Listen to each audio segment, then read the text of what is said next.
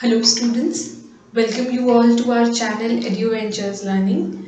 As you people know, हम लोग जो पहले डिस्कशंस कर रहे थे वो था हमारा फर्स्ट चैप्टर बायोलॉजी का, स्टैंडर्ड 10 का साइंस का एनसीईआरटी बुक्स में जितना भी चैप्टर्स है उसमें जो बायो के सेक्शन में आने वाला है, बायोलॉजी के सेक्शन में जो आने वाला है उसका फर्स्ट चैप्टर लाइफ प्रोसेसेस से रिलेटेड था।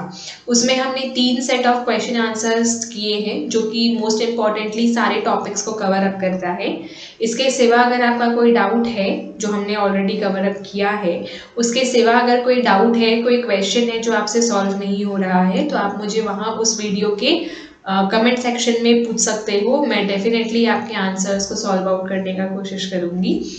आज हम लोग डिस्कशन करने वाले हैं दूसरा टॉपिक जो कि है रिप्रोडक्शन, उससे रिलेटेड क्वेश्चन आंसर्स जो कि हमारे स्कूल में या हमारे एग्जाम में किस तरह से पूछे जाएंगे और किस तरह से ट्विस्ट एंड ट्विर्ल किया जाता है क्वेश्चंस को, उसके बारे में जानेंगे।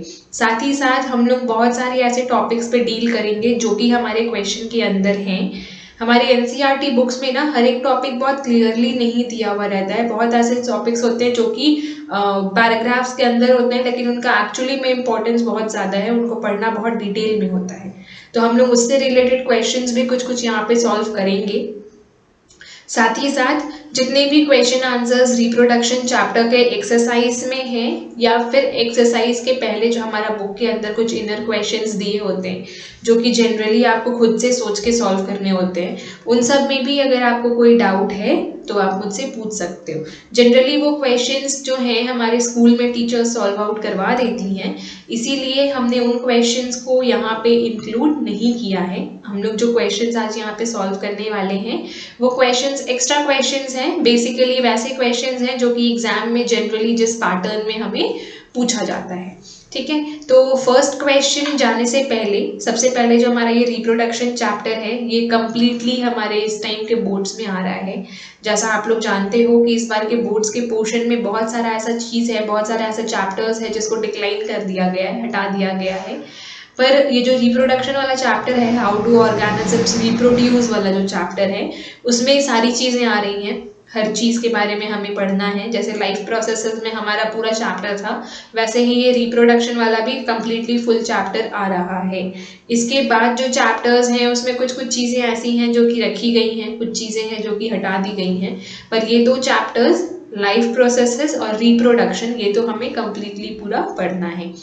So starting with the first question of today, what is reproduction? देखो अब हम लोग अगर reproduction चैप्टर के बारे में बात कर रहे हैं तो सबसे पहले तो ये जानना ही जरूरी है ना कि reproduction होता क्या है एक्चुअली। ठीक है, तो इसका डेफिनेशन देखेंगे हम लोग। साथ ही साथ what are the 2 types of reproduction. ठीक है, रिप्रोडक्शन के कौन से 2 टाइप्स होते हैं। और तीसरा है which one of the 2 confers new characteristics on the offspring and how. अगर जो 2 हमारे टाइप्स ऑफ रिप्रोडक्शन है उसमें से कौन सा रिप्रोडक्शन का जो प्रोसेस है वो न्यू कैरेक्टरिस्टिक्स देता है ऑफस्प्रिंग में और कैसे। ठीक है, तो ये एक क्वेश्चन है लेकिन एक ही क्वेश्चन के 3 पार्ट हैं। सबसे पहले तो definition of reproduction, then types of reproduction, then characteristics of the reproduction process जो कि हमें ऑफस्प्रिंग में चेंजेस लाने में या फिर वेरिएशंस लाने में हेल्प करता है और कैसे करता है।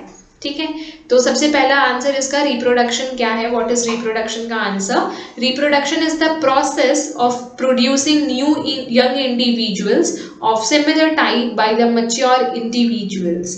देखो यहाँ पे बहुत सारे न्यू वर्ड्स हम लोग पढ़ रहे हैं रिप्रोडक्शन का। तो रिप्रोडक्शन जो है एक ऐसा प्रोसेस है जो कि न्यू बेबीज को प्रोड्यूस करने का, प्रोड्यूसिंग, रिप्रोडक्शन का देखो री का मतलब होता है फिर से, प्रोडक्शन का मतलब होता है प्रोड्यूस करना, जन्म देना या किसी चीज को पैदा करना, उसको हम लोग बोलते हैं प्रोडक्शन। तो रिप्रोडक्शन मतलब फिर से प्रोड्यूस करना, उसे इस प्रोसेस को हम लोग कहते हैं रिप्रोडक्शन। तो रिप्रोडक्शन एक ऐसा प्रोसेस है जहाँ पे जो न्यू बेबीज हैं, न्यू ऑफस्प्रिंग्स जो हैं वो आते हैं इस वर्ल्ड में यंग इंडिविजुअल्स के फॉर्म में। यंग इंडिविजुअल्स, यंग मतलब छोटे और इंडिविजुअल्स मतलब अकेले अकेले, ऑफ सिमिलर टाइप, अलग अलग टाइप के, बाय द मैच्योर इंडिविजुअल्स। और ये जो प्रोडक्शन का जो काम है ना, रिप्रोडक्शन का जो काम है वो मैच्योर इंडिविजुअल्स ही करते हैं। Now the next is types of reproduction. There are two types of reproduction. सबसे पहले आता है हमारा असेक्सुअल रिप्रोडक्शन, दूसरा है sexual reproduction. Asexual reproduction generally plants perform करते हैं या कुछ बैक्टीरिया, फंगाई वगैरह, और सेक्सुअल रिप्रोडक्शन जो है वो मल्टी सेलुलर ऑर्गेनिजम्स परफॉर्म करते हैं।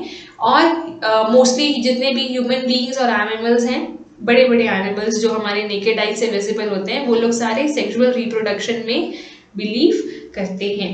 मतलब बिलीव क्या करते हैं वो लोग, उनका प्रोसेस ही वही है कि वो लोग सेक्सुअल रिप्रोडक्शन ही करते हैं। सो याद रखेंगे रिप्रोडक्शन के दो टाइप्स हैं, asexual reproduction and sexual reproduction.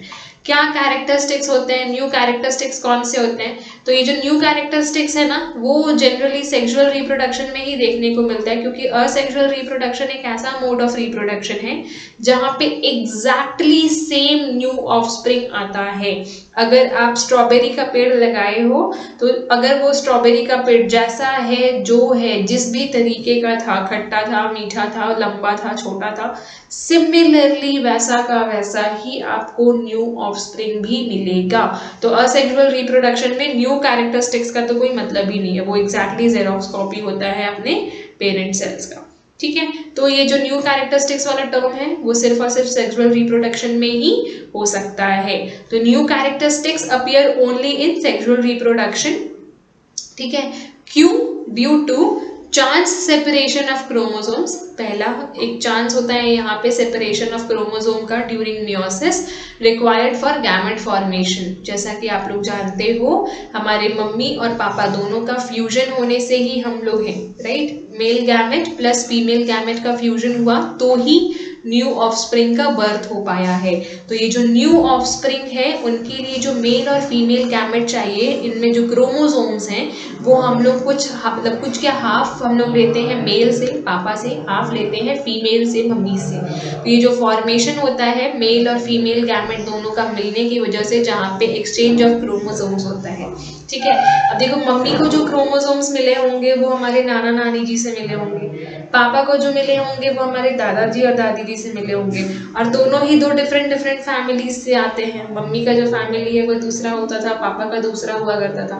दोनों दो डिफरेंट कल्चर से, दो डिफरेंट रिलीजन से, दो नॉट रिलीजन, दो डिफरेंट कल्चर, दो डिफरेंट फैमिली, दो डिफरेंट जीन से उठ करके आए और हमें प्रोड्यूस किया। तो ऑफकोर्स जो रिक्वायर्ड गैमेट का फॉर्मेशन हुआ है वो दो अलग अलग तरीके के लोगों की वजह से हुआ है, जहाँ पे चांसेस ऑफ सिमिलैरिटीज थोड़े से कम है और वेरिएशंस का ज़्यादा है। Crossing over during meiosis, crossing over होता है ऑफकोर्स, हमारे मदर और फीमेल दोनों मिलेंगे एक साथ तभी तो न्यू बेबी आएगा ना। तो क्रॉसिंग ओवर जो हो रहा है, chance moving together of chromosomes during fertilization. Fertilization के प्रोसेस के दौरान ऐसी बहुत सारी चीज़ें होती है जो कि फीमेल बॉडी के अंदर हो रही होती है। ऑफकोर्स आपका जो बर्थ हुआ है वो आपकी मम्मी के वोम में हुआ है, आपकी मम्मी ने आपको बर्थ किया है, ठीक है। तो जो फीमेल बॉडी होती है उन्हीं के पास एक अच्छा ऐसा चांस होता है कि वो रिप्रोड्यूस कर सकती हैं। मेल बॉडी में वोम नहीं होते हैं, फीमेल बॉडीज ही प्रेग्नेंट हो सकती हैं और न्यू बेबीज को बॉर्न कर सकती हैं। तो चांसेस जो होते हैं कमिंग टुगेदर ऑफ क्रोमोसोम्स के, वो फर्टिलाइजेशन के प्रोसेस में ही होते हैं, ठीक है। फर्टिलाइजेशन का प्रोसेस एक ऐसा प्रोसेस है जो कि जाइगोट जब फॉर्म हो जाता है, जब क्रोमोसोम्स मिल जाते हैं या फिर जब हमारे मेल गैमेट्स फ्यूज कर जाते हैं, तब वहाँ पे चांसेस क्रोमोसोम्स का एक दूसरे से मिलकर कुछ न्यू फॉर्म करने का चांसेस ज़्यादा होता है। म्यूटेशंस और मिस्टेक्स ड्यूरिंग डीएनए रिप्लिकेशन, बहुत आम बात है ये। म्यूटेशंस और मिस्टेक्स जो है डीएनए रेप्लिकेशन में होती ही है, मोस्टली होती ही है, ठीक है। क्योंकि जो हमारा बॉडी है उसमें बहुत सारी ऐसी चीज़ें हो रही होती हैं एक साथ, बहुत सारे ट्रांसफॉर्मेशंस हो रहे होते हैं। तो जो मेल गैमेट्स आते हैं और जो फीमेल गैमेट्स आते हैं, ऑफकोर्स दोनों में दूसरा दूसरा डीएनए है ना। हमारे पापा में ग्रैंड पापा वाला मतलब दादाजी वाला डीएनए है, हमारी मम्मी में नाना जी वाला डीएनए है। जब दोनों फ्यूज करेंगे तो मिस्टेक्स होने का या म्यूटेशंस होने का चांसेस हमेशा ज़्यादा रहता है, और इससे क्या होता है डीएनए रेप्लिकेशंस भी हो सकते हैं। So this was all about the first question, and next question is what is reproduction? Mention the importance of DNA copying in reproduction. देखो यहाँ पे फिर से हमारा एक बार और आ रहा है, reproduction क्या है, अब ऑफ कोर्स ये चैप्टर ही उसी से रिलेटेड है तो ये तो आएगा ही। तो reproduction is the process of producing new young individual of similar type by the mature individuals. ये एकदम अच्छे से याद कर लोगे। मैं ये क्वेश्चन बार बार यहाँ पे भी इसलिए रिपीट की हूँ ताकि आपको ये क्वेश्चन इतना इम्पोर्टेंट लगे कि आप इसे अच्छे से लर्न कर लो। इसमें नहीं करने वाला कोई ऑप्शन हमारे पास है ही नहीं। The next question was mention the importance of DNA कॉपिंग। DNA कॉपिंग reproduction में क्यों ज़रूरी होती है? क्यों ज़रूरी है कि हमारा डीएनए हमारे फादर से मैच करे? ठीक है, DNA carries hereditary information. DNA जो है वो हमारा हेरिडिटरी इंफॉर्मेशन कैरी करता है। अगर आपको पता हो तो हमारा सपोज ये हमारा सेल है, सेल के अंदर है हमारा न्यूक्लियस, न्यूक्लियस के अंदर है न्यूक्लियोलस और न्यूक्लियोलस के अंदर होता है डीएनए। ये है हमारा डीएनए और हमारा जो डीएनए है ना इसके पास बहुत सारे इंफॉर्मेशंस होते हैं, बहुत सारे।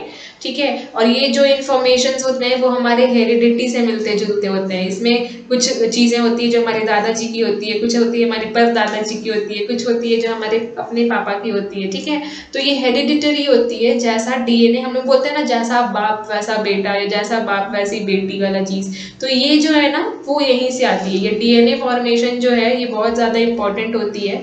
जैसा हमारे फादर का डीएनए होगा वैसा ही हमारा भी डीएनए होगा। So DNA carries hereditary information. Hereditary information होती है डीएनए के पास, not only for controlling cellular functions but also all the structural and functional traits of the organism. और ये सिर्फ कंट्रोलिंग ऑफ सेल्युलर फंक्शंस के लिए नहीं होती है, लेकिन स्ट्रक्चरल और फंक्शनल ट्रेट्स के लिए भी होती है किसी भी ऑर्गेनिज्म का।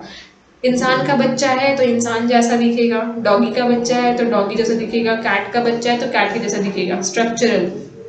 आपके फादर मोटे हैं मतलब हेल्दी हैं, थोड़े से वेटेड पुट ऑन है, तो चांसेस होते हैं कि आप भी शायद मोटे हो। ठीक है, अगर आपके फादर पतले हैं लेकिन आपके दादाजी मोटे हुआ करते थे तो हो सकता है कि आपके दादाजी वाला वो वाला स्ट्रक्चरल फंक्शन आप में आ जाए।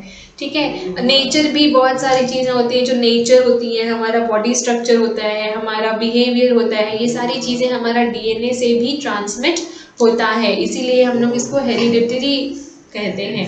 ठीक है, it is because of the latter that single cell zygote is able to form the whole multicellular organism. और ये इसलिए भी होता है क्योंकि हमारा जो सिंगल सेल जाइगोट होता है, हमारा जो जाइगोट है वो जब फॉर्म होता है तो वो वन सेल्युलर ही होता है। ठीक है, is able to form whole multicellular organism. एक छोटा सा जाइगोट इतना बड़ा बॉडी बनाने के केपेबल हो जाता है। During reproduction there is formation of new cells. Reproduction के दौरान बहुत सारे न्यू सेल्स का फॉर्मेशन होता है which must carry the same amount and type of hereditary information as present in the parent cell, जो कि बहुत ज़रूरी है कि उतना ही अमाउंट ऑफ हेरिडिटरी इंफॉर्मेशन अपने आप में रखे जितना कि पेरेंट सेल में था। This is accomplish bye DNA कॉपिंग, और ये डीएनए कॉपिंग के वजह से ही हो सकता है। अगर डीएनए कॉपी नहीं होगा तो सेम अमाउंट ऑफ क्रोमोसोम्स या same amount of hereditary information कहाँ से आएगा?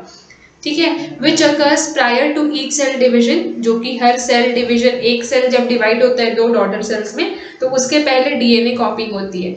जब सेल डिवाइड हो रहा होता है ना, यहाँ पे देखो मैं बना रही हूँ, जब ये सपोज ये एक सेल है, ये दो डॉटर सेल्स में जब जा रहा होता है, ये एक न्यूक्लियस है, जब ये दो डॉटर सेल्स में जा रहा होता है ना तो पहले जो है हमारा पूरा न्यूक्लियस ही डिवाइड होता है। देखो न्यूक्लियस ही दो पार्ट में होता है। ठीक है, उसके बाद ये दो अलग अलग सेल्स बनते हैं।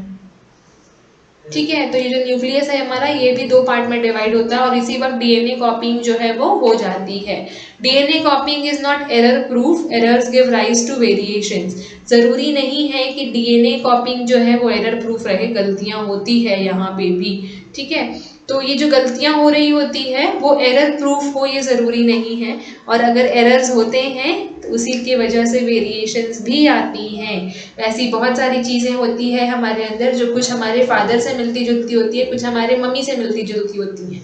ठीक है, फॉर एग्जाम्पल अगर मैं खुद खोलूँ तो मेरा जो बॉडी स्ट्रक्चर है वो मेरे पापा के जैसा है, मेरा टॉकिंग वे मेरी मम्मी की जैसा है, मेरा फेशियल एक्सप्रेशंस जो है वो मेरी मम्मी के जैसा है, लेकिन मेरी जो बिहेवियर है वो मेरे फादर के जैसी है।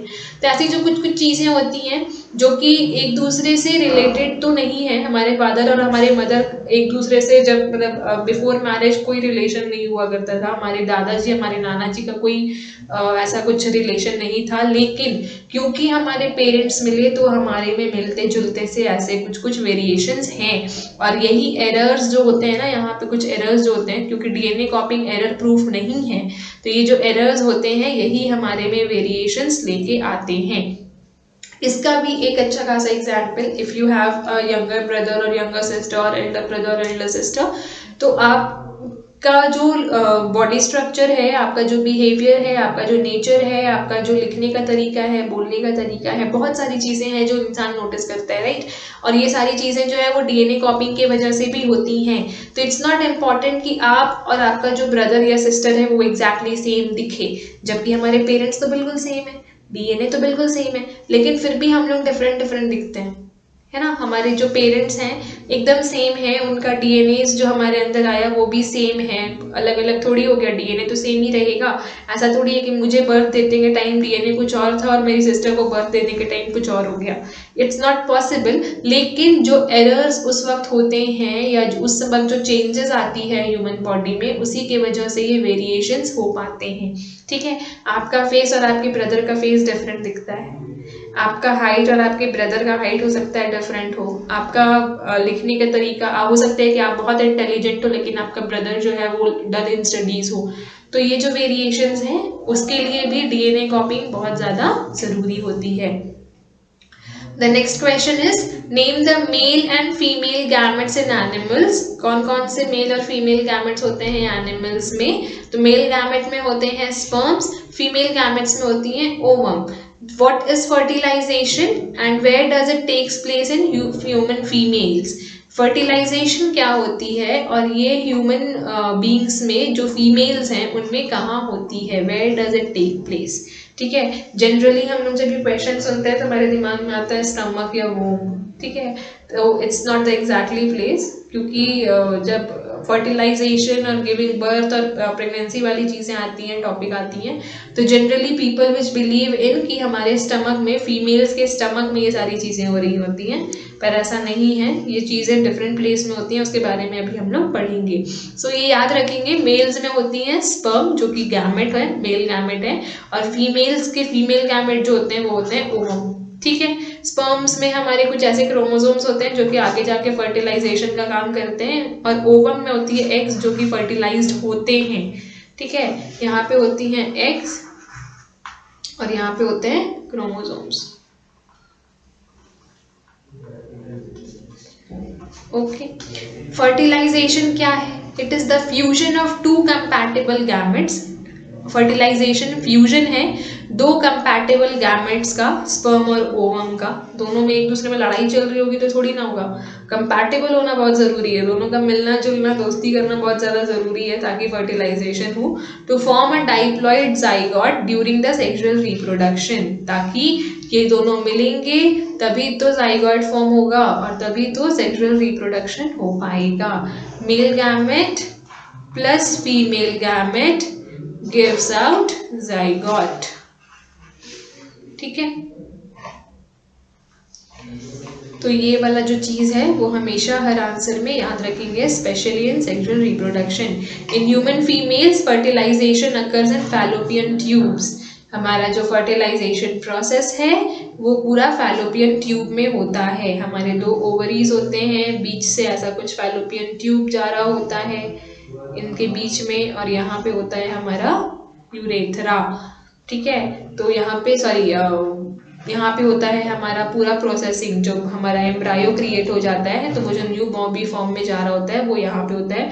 लेकिन ये फैलोपियन ट्यूब जो है यहाँ पे हमारा फर्टिलाइजेशन का प्रोसेस होता है। यहाँ पे होते हैं हमारे एग्स ओवरीज में, जो कि यहाँ पे आता है हमारा female gametes.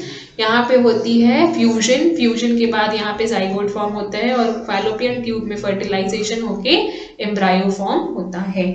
The next question is list differences between pollination and fertilization। अच्छा, pollination जो है वो plants में होती है, ठीक है, एंड फर्टिलाइजेशन तो अभी हमने ऊपर में पढ़ा क्या है।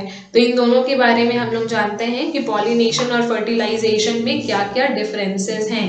So the answer is pollination is transfer of pollen grains from anther to the stigma of a flower. Pollination एक ऐसा प्रोसेस है जो कि ट्रांसफर ऑफ पॉलन ग्रेन से रिलेटेड है. पॉलन ग्रेन का ट्रांसफर एंथर से स्टिग्मा तक. ठीक है. प्लांट्स के बहुत सारे डिफरेंट पार्ट्स होते हैं, जैसे ह्यूमन बींग्स के होते हैं वैसे ही प्लांट्स के भी होते हैं. सो ये जो ट्रांसफर होता है पॉलन ग्रेन्स का एंथर से स्टिग्मा तक, उसे हम लोग कहते हैं पॉलिनेशन. और fertilization is the fusion of male and female gametes. The next is fertilization. कैसे होता है पॉलिनेशन में फर्टिलाइजेशन? Pollination proceeds fertilization. पहले पॉलिनेशन होती है, पहले जो पॉलन ग्रेन्स हैं वो एंथर से उठ करके स्टिग्मा तक जाते हैं. उसके बाद फर्टिलाइजेशन का प्रोसेस होता है जब वो पूरा चलाजा से अंदर आता है ओव्यूल के अंदर. और फर्टिलाइजेशन जो है, fertilization occurs only after pollination when the pollen grains has germinated and male gametes are carried into ovule. जो फीमेल गैमेट्स हैं वो तो ऑलरेडी ओव्यूल के अंदर होती ही हैं. ठीक है. तो फर्टिलाइजेशन जो है वो पॉलिनेशन के बाद का प्रोसेस है, जब मेल गैमेट जो है, जो पॉलन ग्रेन्स हैं, पॉलन ग्रेन्स के अंदर मेल गैमेट्स होती हैं, वो जब मेल गैमेट्स अंदर आती हैं, ओव्यूल के अंदर आती हैं, वहाँ पे फीमेल गैमेट से मिलती हैं और फिर फ्यूजन होता है, तब फर्टिलाइजेशन का प्रोसेस पूरा फिनिश होता है. The next is purpose. Pollination का प्रोसेस पर्पस क्या होता है? It carries the male gamete producing pollen grains to the female sex organs. Pollination जो है मेल गैमेट को, जो कि पॉलन ग्रेन्स के अंदर होते हैं, उनको फीमेल सेक्स ऑर्गन्स तक, ओव्यूल तक ले जाने का काम होता है. ठीक है. इसको हम कहते हैं pollination. It actually brings about fusion of gametes. और फर्टिलाइजेशन का मेन मतलब होता है दोनों को फ्यूजन करवाना, फीमेल गैमेट और मेल गैमेट को फ्यूजन करवाना, उसे हम लोग कहते हैं फर्टिलाइजेशन. प्रोसेस क्या होता है इसका? Pollination is a physical process. Pollination एक फिजिकल प्रोसेस है और फर्टिलाइजेशन एक बायोलॉजिकल प्रोसेस है. फिजिकल प्रोसेस इसलिए क्योंकि पॉलिनेशन जो है ना, उसे होने के लिए विंड, एयर या सैंड या फिर किसी इंसेक्ट की जरूरत पड़ती है.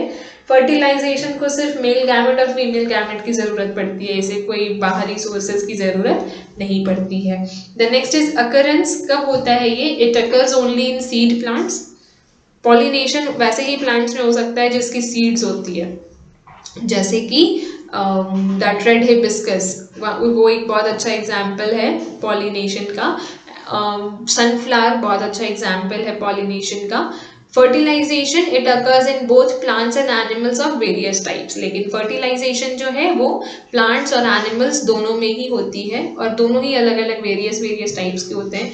जैसे कि प्लांट्स में फर्टिलाइजेशन जो होती है वो डिफरेंट वेज में होती है, एनिमल्स में डिफरेंट वेज में होती है, ह्यूमन बींग्स में डिफरेंट तरीकों से होती है.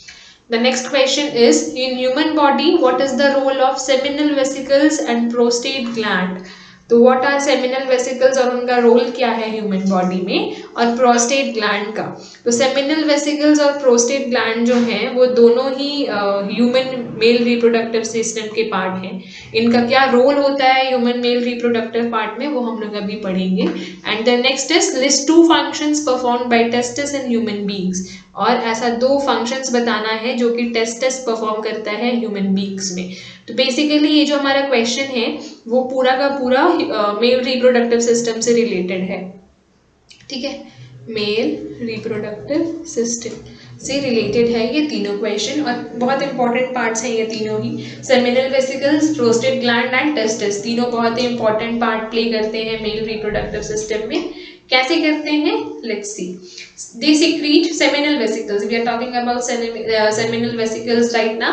They secrete 60 to 70% of semen plasma that is alkaline and viscous, having fructose for nourishing the sperms, fibrinogen, proteins and prostaglandins.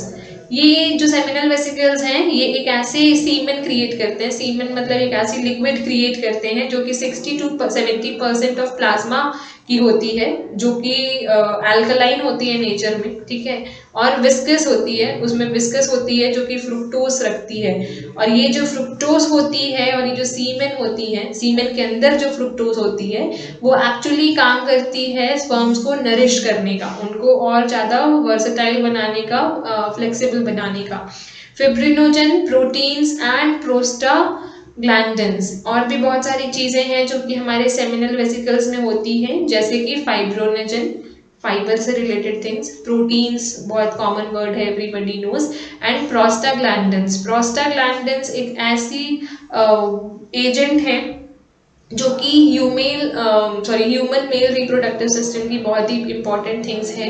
ये डिसाइड करती है कि जो मेल रिप्रोडक्टिव स्पर्म है वो कितना ज़्यादा पावरफुल है या कितना ज़्यादा सक्सेसफुल होगा इन फ्यूचर।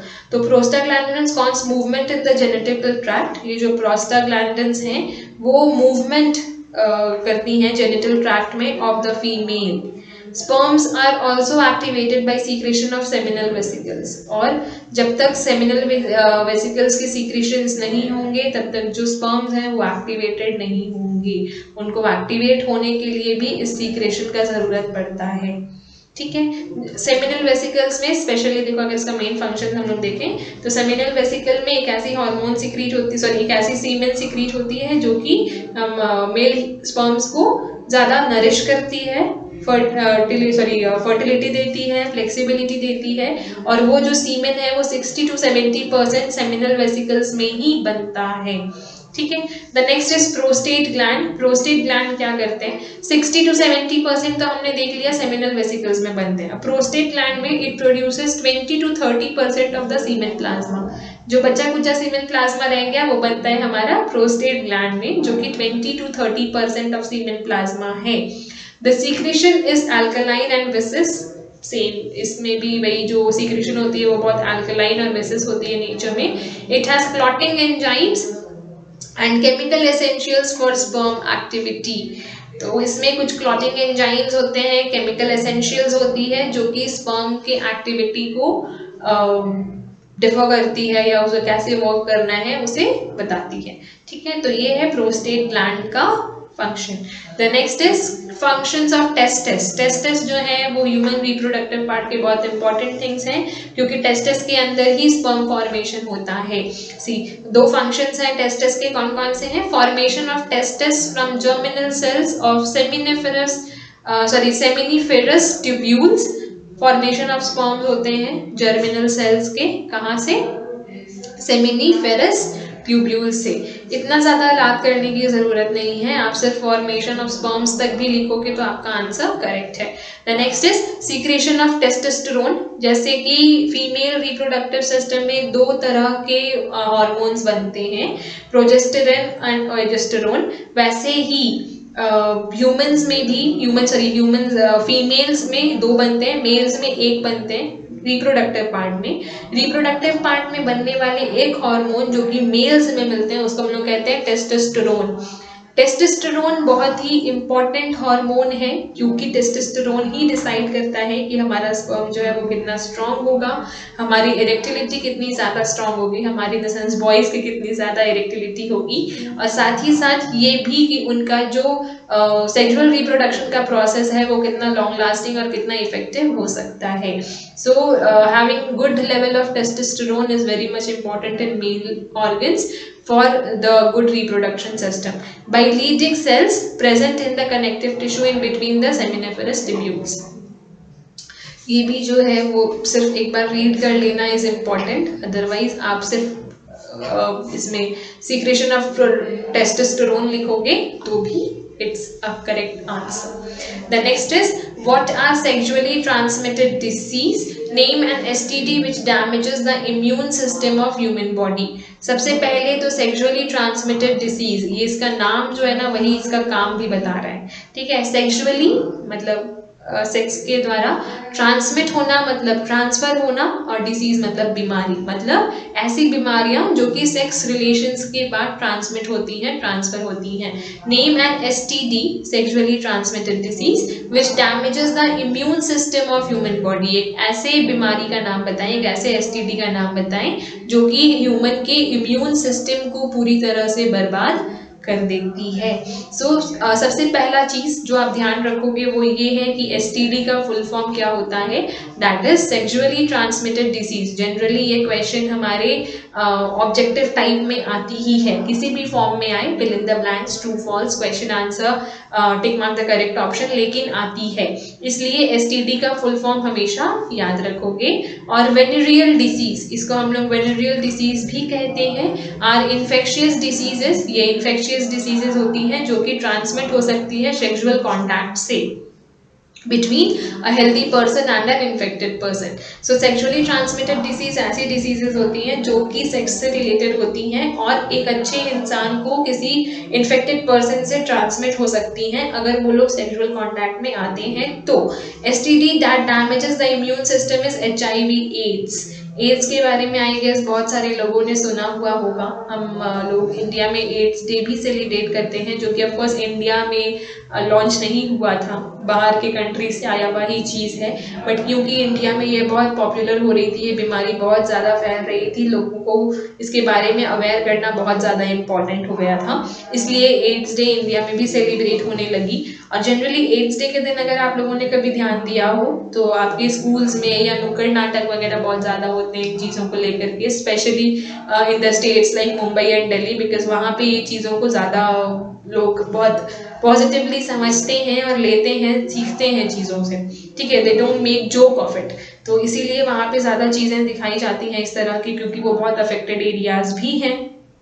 तो एसटीडी जो कि हमारे इम्यून सिस्टम को डैमेज करती है वो है HIV एड्स। HIV का फुल फॉर्म क्या होता है वो आप मुझे बताओगे, ठीक है, आपका होमवर्क है, आप मुझे HIV एड्स का फुल फॉर्म कमेंट में बताओगे। What is vegetative propagation? Right two of its advantages. Vegetative propagation क्या होती है और इनके दो एडवांटेजेस बताने हैं। सी अभी हम लोग जितना भी बात कर रहे थे ना वो सब था सेक्सुअल रिप्रोडक्शन से रिलेटेड। अभी जो हम लोग टॉपिक पे आए हैं ये वेजिटेटिव प्रोपगेशन, वो है असेक्सुअल रिप्रोडक्शन का एक मेथड। असेक्सुअल रिप्रोडक्शन के हमने 6 टाइप्स पढ़े हैं, ठीक है, हमारे बुक में 6 टाइप्स हमें बोला गया है पढ़ने के लिए। उन 6 टाइप्स के बारे में हमने एक बहुत अच्छा डिटेल स्टडी किया है, बहुत अच्छा एक लेक्चर है जो कि रिप्रोडक्शन वाले हमारे इसमें है, साइट पे है, आप हमारे चैनल पे जा सकते हो, वीडियो आराम से देख सकते हो। अगर आपने नहीं देखा है या आपको नहीं मिल रहा है तो मैं उसका लिंक जो है वो डिस्क्रिप्शन बॉक्स में शेयर कर दूंगी। आप इस वीडियो को देखने के बाद वहाँ डिस्क्रिप्शन बॉक्स में जाके उस लिंक पे क्लिक कर सकते हो और वहाँ पे आपको सारी वीडियोस, जितनी भी रिप्रोडक्शन चैप्टर से रिलेटेड वीडियोस हैं वो सभी देखने को मिलेंगी। क्वेश्चन आंसर सॉल्व करना ज़रूरी है, बहुत ज़रूरी है, ताकि आपको पैटर्न पता चले, आपको ये पता चले कि आपको आंसर कैसे करना है, सेंटेंस फॉर्म कैसे करना है। बट जब तक आप चैप्टर को रीड नहीं करोगे, समझोगे नहीं, आप केपेबल नहीं होंगे कि आप उसको आंसर कर पाए, राइट। तो क्वेश्चन आंसर्स को रटने से ज़्यादा बेटर है कि आप चैप्टर को समझो, चैप्टर समझ लोगे तो आंसर करना ऑटोमेटिकली इजी हो जाएगा। तो वो जो चैप्टर का डिटेल्ड वर्जन है जिसमें सारी चीज़ें बहुत डिटेल में बहुत अच्छे से एक्सप्लेन किया है मैंने, वो सारी चीज़ें आप देखो ज़रूर, ताकि आपको पता चले कि जो क्वेश्चंस यहाँ पे आ रहे हैं, अगर आपने वो नहीं देखा है ना तो आपको ये भी कुछ समझ में नहीं आ रहा होगा, तो वो देखना ज़रूरी है। So the next is vegetative propagation क्या है और उसके 2 एडवांटेजेस बताने हैं हमें। So vegetative propagation is a formation of a new plant. Of course reproduction का बात कर रहे हैं तो न्यू प्लांट का फॉर्मेशन तो होगा ही, by using vegetative parts of a parent plant. देखो वेजिटेटिव प्रोपगेशन जो है उसका नाम ही उसका काम बता रहा है। सो वेजिटेटिव प्रोपगेशन जो है वो किसी भी प्लांट के पार्ट का वेजिटेटिव पार्ट को लेगा, ठीक है। एक सपोज आप एक रोज का प्लांट उगाना चाहते हो और रोज का प्लांट में क्या होता है, आप अगर उसका स्टेम को, जिसमें 1-2 लीव्स हो ताकि फोटोसिंथेसिस का प्रोसेस हो सके, सो एक ग्रीन कलर का अच्छा एकदम हेल्दी वाला स्टेम लो, उसको आप कट करो और ला करके आप उसे मिट्टी में डाल दो, अच्छा फर्टाइल मिट्टी में डाल दो, तो वहाँ से न्यू प्लांट आना शुरू हो सकता है। तो यहाँ पे तो कोई सेक्सुअल कॉन्टैक्ट नहीं हुआ, एक प्लांट दूसरे प्लांट के पास नहीं गया या वो प्लांट आपके पास और कुछ नहीं किया, आपने बस क्या किया, उसका स्टेम कट करके एक दूसरे पॉट में लगा दिया, तो वहां पे एक न्यू प्लांट निकलना शुरू हो जाता है। इसे ही हम लोग कहते हैं वेजिटेटिव प्रोपगेशन। किसी भी प्लांट के किसी ऐसे पार्ट को कट करके लगाना जो कि वेजिटेटिव हो, ठीक है, जहां से कट करके लगने के बाद एक नया प्लांट अपने आप निकलना शुरू हो जाए। Of a parent plant as प्रोपग्यूल्स।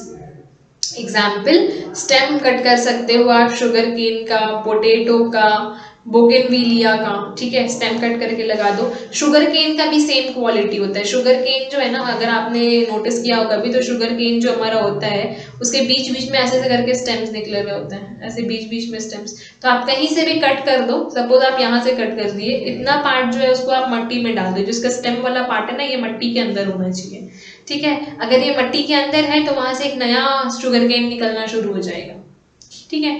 क्यों? क्योंकि उसका स्टेम भी अंदर है, उसका रूट्स भी अंदर है, ठीक है, तो एक नया प्लांट वहां से निकलना शुरू हो जाएगा। तो स्टेम कटिंग करना शुगर केन का एक एग्जाम्पल है।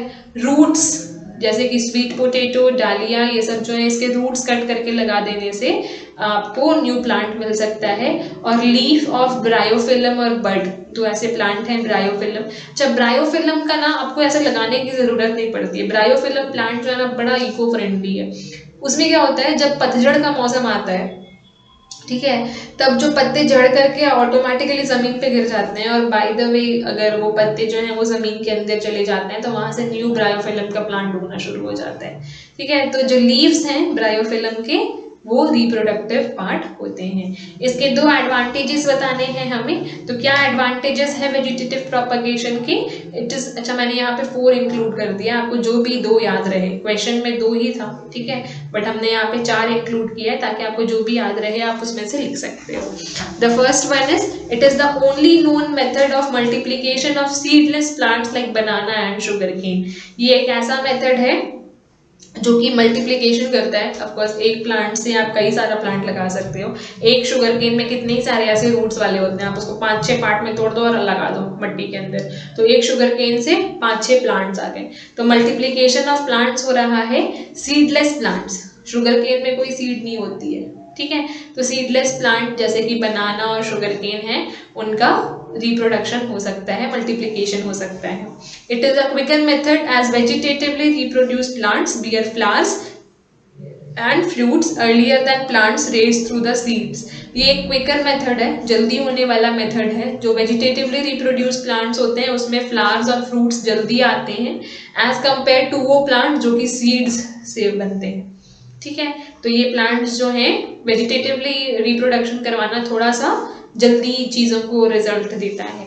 The next is, all the individual plants are clones of one another. जितने भी प्लांट्स न्यू आएंगे वो क्लोन्स होंगे। क्लोन्स मतलब जेरोक्स होंगे एकदम। शुगर केन का प्लांट तो शुगर केन के जैसा ही दिखेगा, डालिया जैसा थोड़ी ना दिखेगा, तो वो एकदम क्लोन्स होते हैं ऑफ वन अनदर, एक दूसरे के बिल्कुल एग्जैक्ट जेरोक्स कॉपी होते हैं। And there parent, so that the crop is genetically uniform, ताकि जितना भी क्रॉप्स उग रहा है वो सब जेनेटिकली एक जैसा हो, यूनिफॉर्म हो, ठीक है। मीठा गन्ना का पेड़ लगाओगे तो मीठा गन्ना का पेड़ ही उग के आएगा। Good quality of a variety can be maintained इंडेफिनिटली।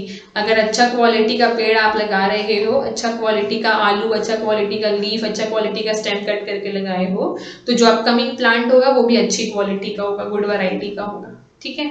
Next is, what is pollination, how does it takes place. Pollination क्या होती है और ये किस तरह से होती है।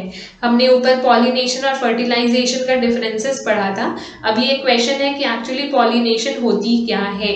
So pollination is the transfer of pollen grains. Pollination जो है ट्रांसफर ऑफ पॉलन ग्रेन्स है from an anther to stigma. Anther से स्टिग्मा के पास आना पॉलन ग्रेन्स का, उसे हम लोग पॉलिनेशन कहते हैं। Pollination between anther to the stigma of the same flower is called self pollination. जब एक ही प्लांट का एंथर उसी प्लांट के स्टिग्मा के अंदर जाता है तो उसे हम लोग सेल्फ पॉलिनेशन कहते हैं। और जब ये काम दूसरे में होता है, दो अलग अलग प्लांट्स में होता है, तो उसे हम लोग क्रॉस पॉलिनेशन कहते हैं। If it occurs through contact between the two, pollination between anther of one flower and stigma of another flower, it is known as cross pollination.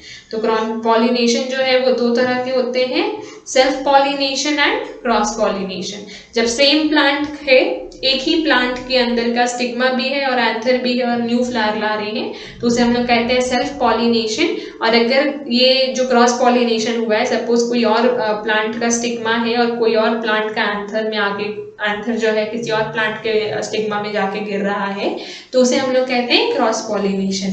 Cross pollination अपने से नहीं हो सकता, उसे किसी ना किसी एक्सटर्नल एजेंसी की जरूरत पड़ती है, जैसे कि बायोटिक और बायोटिक दोनों ही है। तो बायोटिक में विंड और वाटर, हवा से बह करके, जो एंथर है बहुत पतला और बहुत छोटा और बहुत हल्का सा होता है ना, तो कहीं भी तो बह सकता है, बीज वगैरह जो है कहीं भी तो जा सकते हैं। तो ये जो बायोटिक ऑर्गेनेल्स हैं, जैसे कि विंड और वाटर, उड़ के चले गया या बह के चले गया।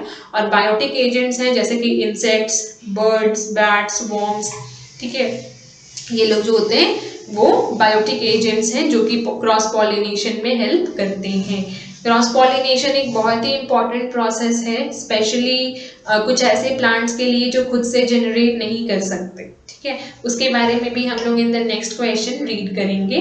List the modes of pollination and define each of them. कौन कौन से मोड्स ऑफ पॉलिनेशन होते हैं और उनको डिफाइन करना है सब।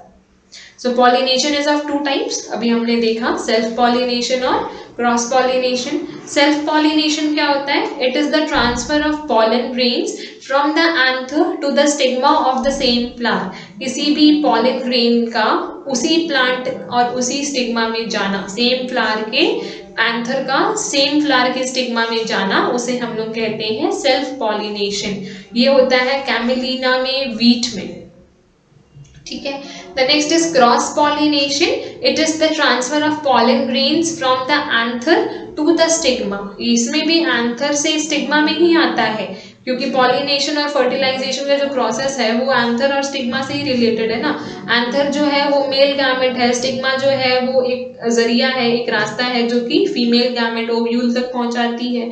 तो ये जो है एंथर और स्टिग्मा से ही रिलेटेड है, लेकिन यहाँ पे दूसरे फ्लावर्स आते हैं, ठीक है। और दूसरे फ्लावर्स जो आते हैं वो सेम स्पीसीज के ही होने चाहिए। ऐसा नहीं है कि आप हिबिस्कस को रोज के साथ मर्ज कराओगे और हो जाएगा, ठीक है। सेम स्पीसीज होना जरूरी है, रोज का रोज के साथ, सनफ्लावर का सनफ्लावर के साथ, हिबिस्कस का हिबिस्कस के साथ, ऐसा होना बहुत ज़्यादा ज़रूरी है। जैसे कि यहाँ पे एक एग्जाम्पल है सैल्विया, इसके सिवा आप और भी लिख सकते हो, सनफ्लावर लिख सकते हो, हिबिस्कस लिख सकते हो, ठीक है।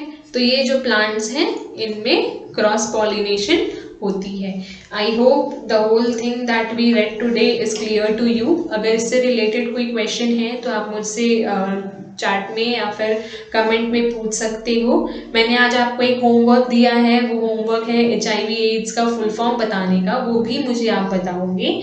और साथ ही साथ जितनी भी चीज़ें हमने इस चैप्टर में पढ़नी है, आगे और भी बहुत सारे क्वेश्चंस हैं जो हमें डिस्कस करनी है। आज हमने सिर्फ वेजिटेटिव प्रोपगेशन के बारे में पढ़ा है या सेक्सुअल रिप्रोडक्शन से रिलेटेड। 5 और चीज़ें हैं जो कि बाकी हैं, जो कि सेक्सुअल रिप्रोडक्शन में आती हैं, उनके रिलेशन में भी बात करेंगे। सेक्सुअल रिप्रोडक्शन इन प्लांट्स और sexual reproduction in human beings के बारे में आज काफ़ी सारी चीज़ें हमने जानी हैं, और भी चीज़ों के बारे में जानेंगे, थोड़ा और डिटेल स्टडी करेंगे मेल रिप्रोडक्टिव और फीमेल रिप्रोडक्टिव सिस्टम के बारे में, but in the next class, in the next video. So आज के लिए इतना ही। कीप ऑन स्टडीइंग, आपके एग्जाम्स आ रहे हैं, अच्छे से पढ़िए।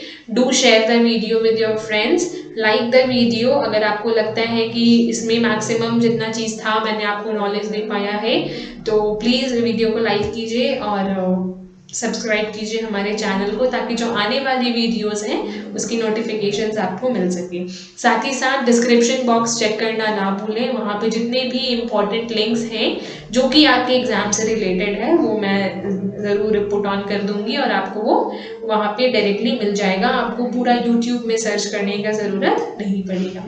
Thank you so much for joining the class. Bye.